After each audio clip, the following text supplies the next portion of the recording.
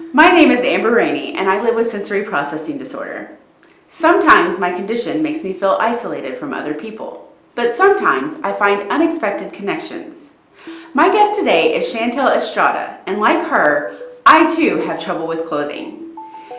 Sensory processing disorder has issues with the way your brain processes sensory input, and for me, clothing that is too itchy, such as sweaters, clothing that has tags, clothing that may have an emblem on the shirt but that goes through and it's itchy on the inside. All of these things really bother me, especially as well as shoes. Any kind of shoe that rubs the wrong way or just touches my foot the wrong way can just really make me go massively crazy. It just overwhelms my senses, and I can't think of anything else but the issue I'm having from a piece of clothing. Chantel faces a different problem with clothing, but it's still a problem with clothing. She has trouble finding clothing that fits her in the correct way, and because of her size, she's forced to wear toddler shoes, which, you know, for an adult, toddler shoes are not necessarily the most comfortable thing to wear as an adult because you want to be seen as an adult and not as a child. But Chantel Estrada doesn't live with sensory processing disorder. She lives with Osteogenesis Imperfecta.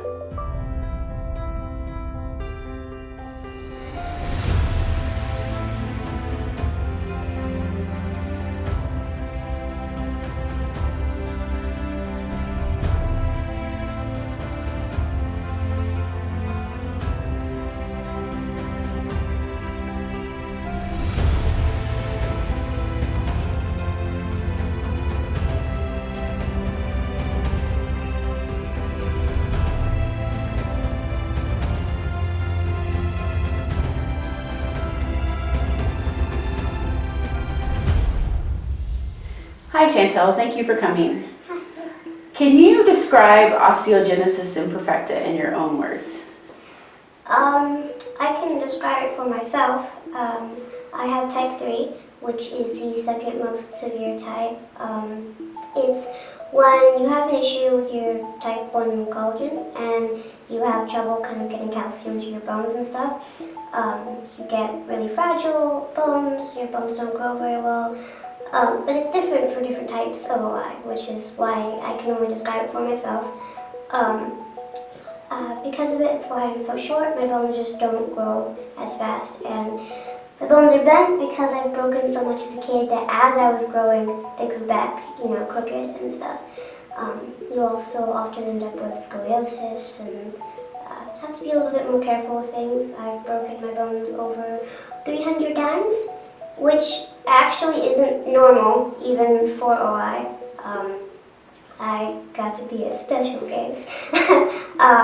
But normally you stop breaking, not stop, but you break less after puberty. Things get easier, your bones kind of get stronger. I had the opposite effect. So after puberty, it was just like breaking more and more and more and more.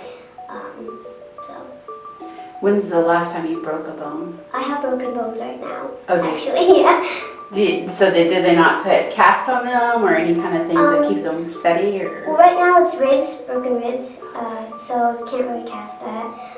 I don't go to the doctor very much just because I've gotten so used to it. I know, okay, this arm's this broken, so I'm going to wrap it up, I'll put ice on it. If it's really bad, then I know, okay, this needs a cast, and I'll go in and be like, put a cast on it kind of thing. Besides broken bones, have you had to have any other operations or surgeries, or is it like a constant kind of thing? Or I've had to have, when I was like a baby, it was 97, they weren't like that sure how OI was working. There was less types. I think there was only 7 back then, and now there's, I want to say more than 12, or at least 12 types of OI, and back then they thought that we wouldn't be able to eat and grow, and that our weight needed to be a certain amount even though we weren't going to grow, so our weight isn't going to be the same as a normal baby's. So they had me on a G-tube for a while, but that made me really, really sick, and my mom had to fight for them to take that out. So that was my first surgery.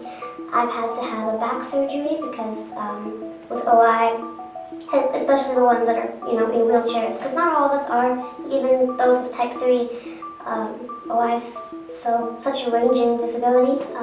But when you're stuck in a wheelchair all day, you are likely to get scoliosis because you're always sitting. My spine was at a 75-degree angle, and so we needed to fix that. And then I had an arm surgery to straighten it. My bones, often people go, I get rods. They straighten your bones and make them stronger and less likely to break. The hole in my bones is too small for rods, so I never got that. So I got a pin to straighten one of my arms because it used to be stuck like this, and that wasn't very useful. And then I fell a couple times and shattered my skull a couple times, and so I have a metal plate over here and a bunch of screws, and I'm slowly turning into a cyborg. How do you feel your condition affects you in today's society? Mostly I think it's helpful, which is weird.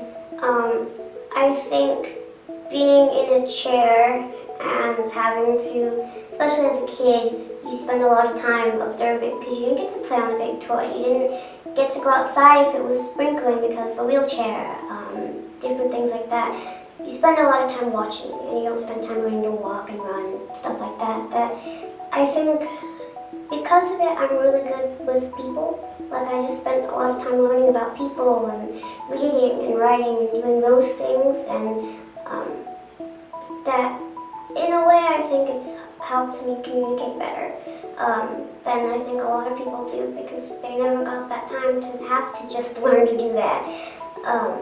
But it's also harder when trying to be independent and live and get things done, because I can call for doctor's appointments and stuff, and they hear my voice and they don't want to take me seriously and they want to get my mom, and I'm like, I'm 21, I'm trying to do this. Or I don't like going places like the fair or the zoo very often, because you go there and it's like you're being looked at more than the attractions. Mm-hmm. But that's kind of one of those things that I've gotten used to and I ignore, because I know who I am. And do you feel as an adult, obviously you would have to wear smaller clothing, and they don't make, are there any special companies that make clothing, or do you just kind of have to try to find the smallest adult clothing, or if there are special companies, I would love to know about them, especially for shoes.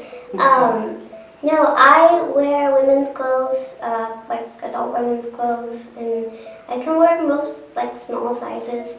But it wasn't until my senior year of high school that I started being able to do that. So up until then, I was wearing, the toddler sizes and stuff, or the kid sizes. And it was really rough because finding clothes that I felt comfortable in that didn't have a crazy amount of flowers or Dora or something was a real struggle. And now I can fit women's clothes, but even though they're the right size, because of where things are on my body, that still is a bit complicated of getting things to fit, to look right, and that's a struggle. And you still have to wear the children's size shoes. Yeah, I wear toddler shoes, and that's, I'm wearing heels right now, and this took a very long time to find, and they have bows on them, which I'm not really a bows kind of gal, but they're heels, so. What would you like people to know about your disorder? I want people to be less scared. I think that's a really big thing, is people see us, and especially when I get new friends, there's always this probably at least a year-long phase of we can't hug, we can't, let's keep a distance, are you okay?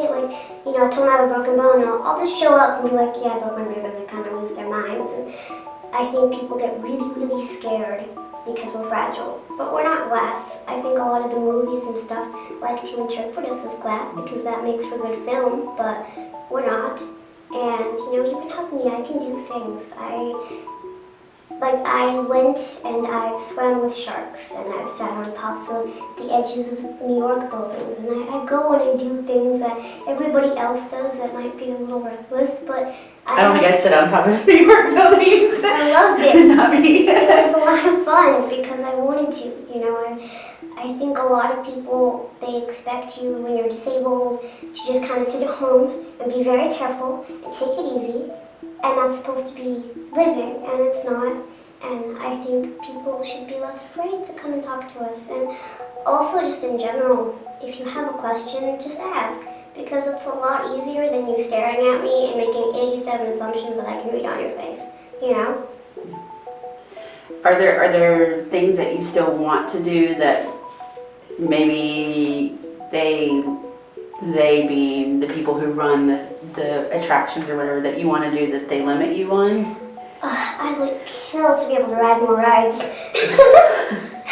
The height limit. Yeah, the height limit. I would kill to go on just different things because it's like, that would be a lot of fun. And I like obviously kind of low-key reckless things. And I would like to be able to I would like to go places and just be talked to at my age.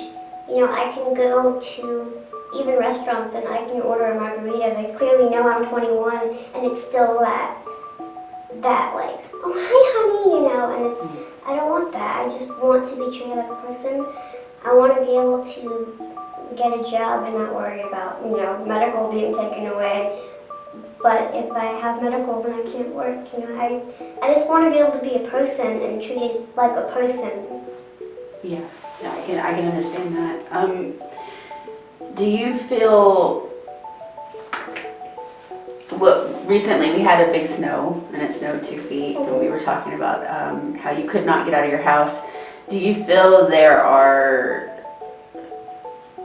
limitations on where you can go and when you can go to those places? Yeah, there's a lot. The weather really affects it. Sometimes you can get busing when you're disabled, but they'll only take you for doctor's appointments. So it's like, okay, well, I want to go have fun today. I don't want to just be a person that's either at home or at the doctor's. That's not a life, but you can't.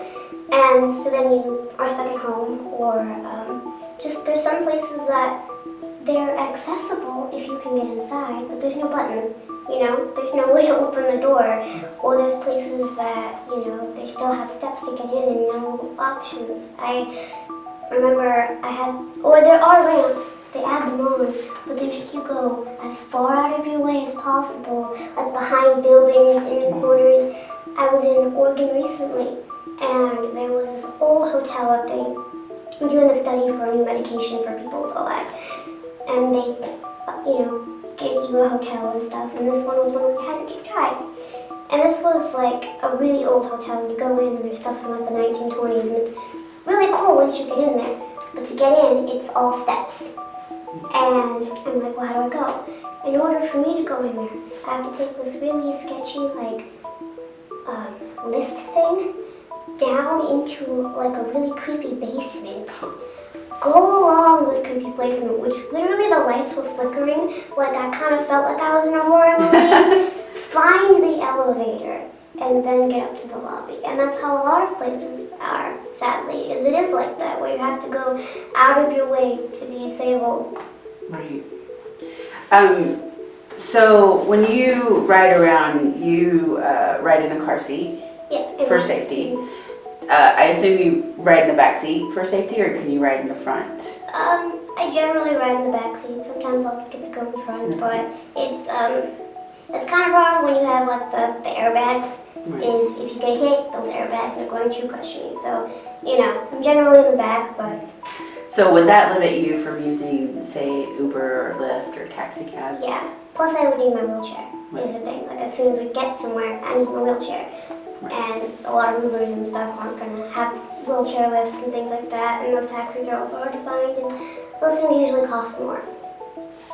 How do you feel living in a fairly rural area that doesn't have bus and more accessible stuff that like a larger city like Seattle would have? It sucks. It's really hard because there are just days that I genuinely feel trapped. And I've gotten, like, I'm okay with my size, I'm okay with the broken bones, I'm okay with me and my disability, but on the days where I feel like I've been stuck in the house too many days, that's when I can kind of get depressed and kind of feel like I'm, not the same.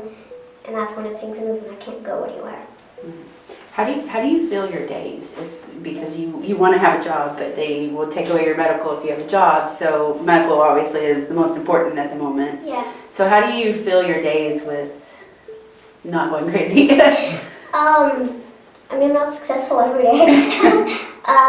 No, I have friends come over a lot. I live with my roommate, which is nice. It's company. And like today's Sunday. Sunday we have Dungeons and Dragons.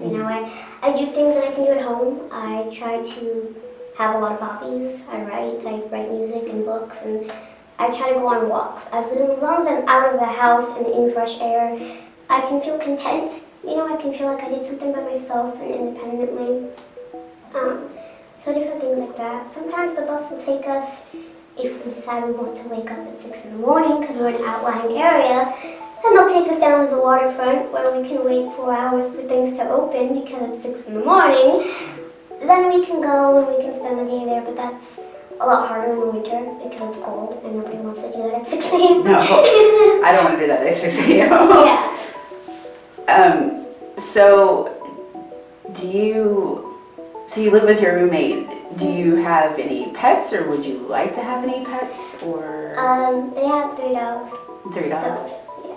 Do you enjoy the dogs? Oh, I love the dogs. I love animals. Yeah. They're like my favorite things. What do you feel like would benefit you the most if something could change? What would benefit you the most? I think the rules on working, that would be nice. Right now I go to school when it's not the winter and I don't have to worry about ice.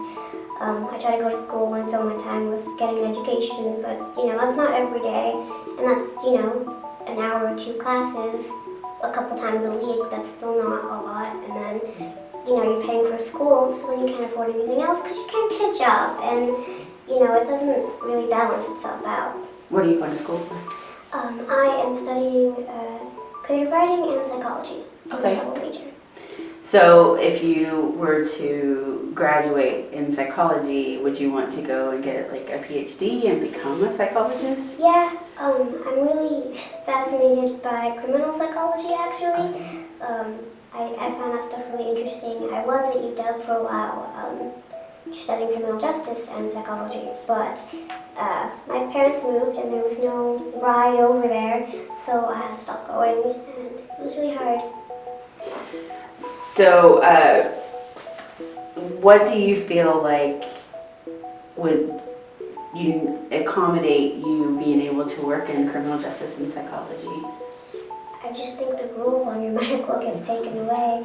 I think that's a crazy rule when you have something that is, a full, for the rest of your life condition that you can easily prove, and something that isn't going to go away. It should be allowed that you can still have that medical and have that safety net and be allowed to work as much as you can. So this is medical through the federal government.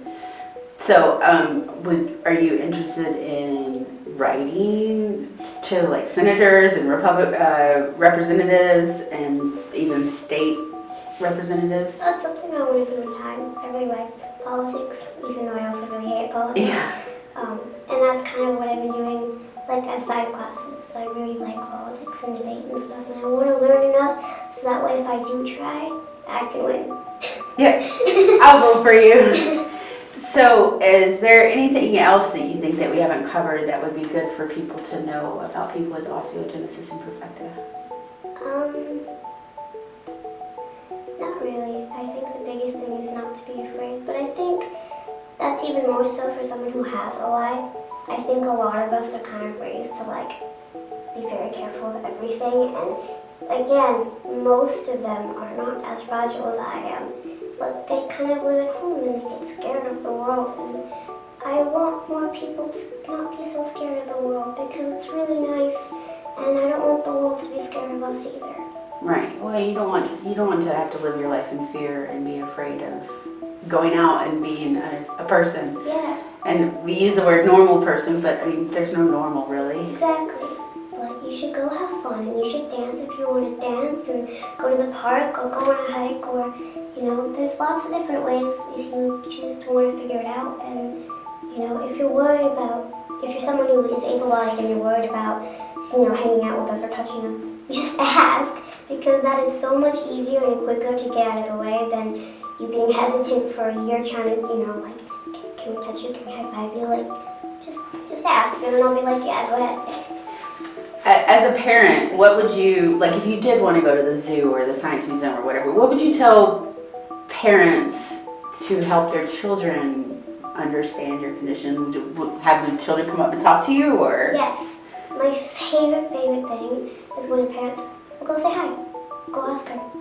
That's my favorite thing, because you're treating me like a person that you respect, because now you want to know. And that is so much easier. And now this kid knows who I am. Now this kid knows I'm an adult. When you tell your kids, don't look at her, you know, you're making it sound almost scary, and the tone that you use and things like that, or go away, or they don't say anything, they just let you stare. Both of those things are really bad, and that teaches your kid in the future as they grow older that this is acceptable behavior, and it's not. Yeah, we should just teach our children to treat everybody as if they're the equals, and we all have differences. I'm really excited to have talked to you. I'm very happy you came to talk with me, and hopefully we've shown people that you're very approachable and that you're a daredevil, way more than I am. But I thank you so much for coming on and talking with me. Well, thank you for having me. Thank you. Thank you for watching Connection. I hope that these conversations show everyone that no matter what we face, no matter what differences we have, we can find common ground. Ultimately, we're all connected.